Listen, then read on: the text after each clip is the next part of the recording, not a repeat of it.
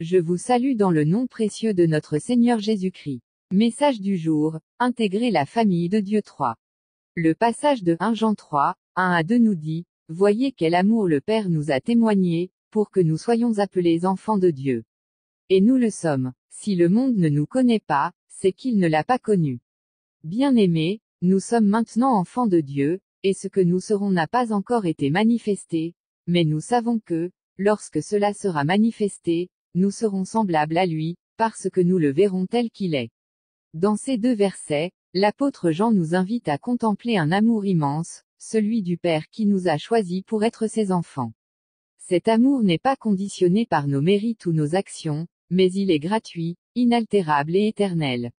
Voyez quel amour le Père nous a témoigné, cette exhortation nous invite à ouvrir les yeux pour saisir, au-delà des circonstances, cette vérité profonde et transformatrice, nous sommes des enfants bien-aimés de Dieu.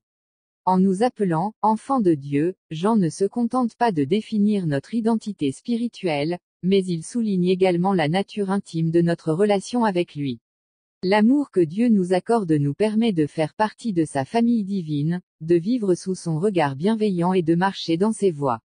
Cela signifie que nous avons un accès direct au cœur du Père, un accès qu'il nous a ouvert par le sacrifice de Jésus. Nous ne sommes plus étrangers ni pécheurs séparés, mais des enfants pleinement acceptés dans la famille divine. Jean va encore plus loin en soulignant que le monde ne nous reconnaît pas, car il ne connaît pas Dieu. Ceux qui vivent dans l'ignorance spirituelle, dans les ténèbres, ne peuvent saisir la grandeur de cette adoption divine. Ils nous voient peut-être comme des étrangers, des idéalistes, ou même des fous, mais cette incompréhension ne doit pas nous troubler. Nous savons que notre véritable identité et appartenance se trouve en Dieu. C'est lui qui nous connaît, et c'est lui qui nous appelle à être ses enfants. Jean nous parle également de l'avenir glorieux qui nous attend. Nous ne savons pas encore pleinement ce que nous serons, mais une certitude demeure, lorsque Jésus reviendra dans sa gloire, nous serons transformés et rendus semblables à lui. Cette transformation est déjà en marche dans nos vies, mais elle sera pleinement accomplie lors de son retour. Cette promesse de ressemblance avec Jésus constitue une source d'espérance immense. Le Christ, dans sa gloire et sa perfection, est le modèle auquel nous sommes appelés. En le voyant tel qu'il est, nous serons changés à son image. En attendant ce moment, nous sommes appelés à vivre dans l'amour et la lumière que Dieu nous donne.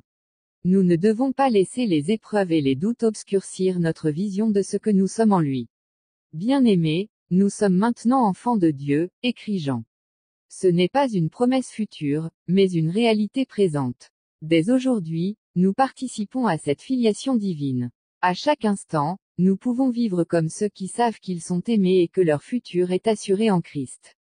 Prions ensemble, Seigneur, merci pour l'amour incommensurable que tu nous offres.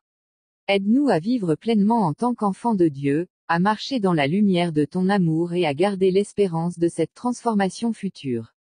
Que nous puissions toujours nous rappeler qui nous sommes en toi, et que cela influence chaque aspect de nos vies. Amen. Je vous souhaite une excellente journée au nom de Jésus. Prophète Sekongo Mamadou.